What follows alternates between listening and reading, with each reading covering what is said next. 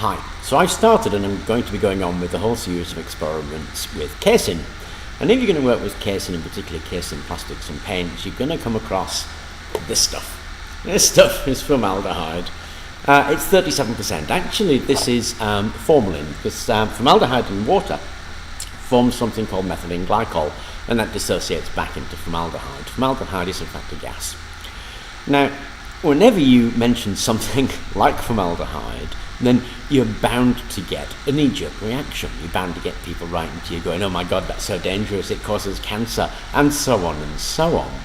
And it brings a whole number of points to mind. The first one is chemicals. Being a chemist, I work with chemicals. Ergo, I work with dangerous things. Now, to my mind, that's very curious, because everything is a chemical to a chemist. Everything you touch, feel, surround yourself, drink, eat, breathe are chemicals. Chemicals are nothing more than atoms and groups of atoms arranged in molecules. So when you pour yourself a glass of water, you're pouring yourself a chemical. Oddly enough, we all think that the purest water is the best water, so we try to drink pure water, or if you want to think about it, we're drinking pure chemical. So it must be that chemicals separate into two parts, that is, harmless chemicals like water, sugar, flour, all that sort of stuff, and harmful chemicals like sulfuric acid and formaldehyde. So you have to first of all have clear in your mind that not all chemicals are bad, that some chemicals are just innocuous and okay and nothing to worry about. The real question comes in where you draw the line between those chemicals that are bad and those chemicals that aren't. And that's really the question. Now, there's a big problem with looking at bad chemicals, chemicals that can cause you damage, because there's an awful lot of misinformation around. Take lead poisoning, for example. We all know lead is poisonous, but it's only poisonous if it's in your body. If you get a lump of lead and sit it on the table, it's going to do nothing to you. You have to get it inside you. Now, that may seem a really fatuous thing to say, but it isn't. Did you know, for example, that the success of the lead reduction laws has meant that more lead poisoning is caused by removing lead paint than it is just by leaving it alone? In fact, it's a huge increase. It's orders of magnitude more lead poisoning removed by current lead remediation than it is just by leaving the lead paint all alone. If you leave it sitting there, it isn't going to do anything to you. You have to get it inside of you. Instead of having that attitude of, oh my God, it's lead, it's going to kill me, we need to have a more measured approach to it. Now, of course, we're people, and people, on the whole, don't seem capable of a measured approach. What we seem capable of doing is rushing from one extreme to the other extreme and never quite finding ourselves in the middle way. It just seems to be the way we are. Now, my wife is a teacher, as you know, and in education in the UK, they're forever changing their minds about what they're going to do. But they never get a balanced approach. They always go rushing to one point, find it doesn't work, and then go completely the opposite to the other point to find that doesn't work. Why on earth can't they see that if you take a middle road, you're going to find the right approach? And it's the same with lead poisoning. If they took at this stage, if they took a middle road to screening for lead and lead remediation and lead removal, they would actually cause far less lead poisoning than the knee-jerk reaction of, oh my God, that's lead paint, we've got to scrape it off. But they don't. Now, I find that very curious, but the same thing applies to chemicals. There's no middle approach. That is, there's no real recognition of what chemicals are. Once it gets that label chemical, it's therefore got to be bad for you and dangerous. Obviously, the key is to inform yourself. Nobody would give a chainsaw to a child. Nobody would try to use a chainsaw without reading the instruction book and approaching it in a sensible way. Now, that's not strictly true, of course. There are emergency rooms full of people using chainsaws who perhaps shouldn't have done so, but that's really their problem. But with the chemicals, informing yourself is actually relatively easy. There's something on the bottle called the warning label. All chemicals supplied are supplied with something called the manufacturer's safety data sheet that informs you about the chemical. Now, if you read this label, it says on it, suspected of causing cancer. May cause respiratory irritation, and that's very true. It doesn't smell very nice. If you get a good old whiff of it, it'll have you coughing. That's certainly very true. This labelling gives you some warning about the danger level of the chemical involved. There's also some pretty pictures on it to give you warning about the danger level of the chemical involved. So the first step of informing yourself is to have a look at the label. The next step of informing yourself is to have a look at the MSDS, the Manufacturer's Safety Data Sheet. They have to be made available to you, incidentally, from the supplier of your chemical. So just ask for them or download them from the net. There's plenty of information available there. Now, unfortunately, although there's a lot of information about chemicals, there's also a lot of misinformation about chemicals.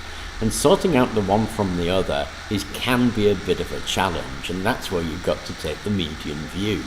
Don't accept knee-jerk reactions, because you can guarantee that a knee-jerk reaction is likely to be wrong. So if somebody's screaming something at you, then it's likely not to be true. You need to make some kind of judgment about it. Now take formaldehyde. Formaldehyde is a naturally occurring substance. Your body produces it.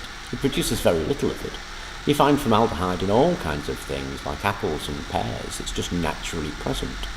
It's broken down extremely rapidly by air and sunlight into harmless products. So when they say may cause cancer, what do they actually mean? Well, there have been studies done on formaldehyde causing cancer, but mostly they've been done on workers in formaldehyde factories. And it turns out that if you stick your head in a bag of formaldehyde and breathe it in and out for a couple of years, there's a small chance you'll get a very rare form of cancer of the nose. And that means they can put on the label, may cause cancer, or they have to put on the label, may cause cancer.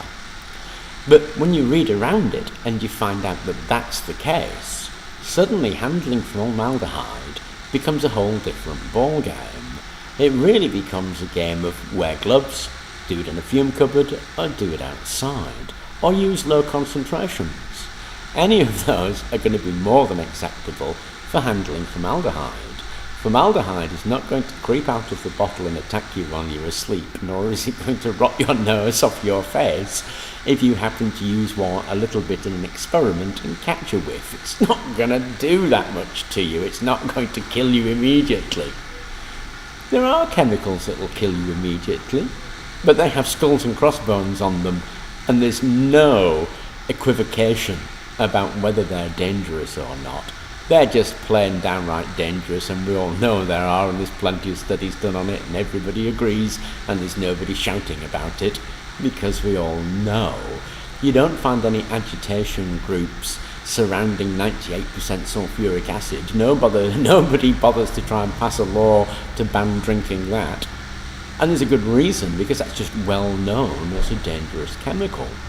Things like formaldehyde, which have a huge debate about whether they're dangerous or not, and it's very inconclusive what conditions and what saturation levels of formaldehyde have to be in order to be dangerous to you. They're the ones you're going to need to have a think about.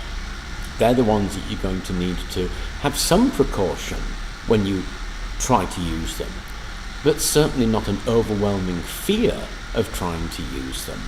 Because as I say, this stuff just occurs naturally. It doesn't only occur naturally, it's used in hundreds of things. It's used in wood glues, it's used in making dinner plates, it's used to make formica, it's used to make the dishwashing sponge that you actually wash your dishes with.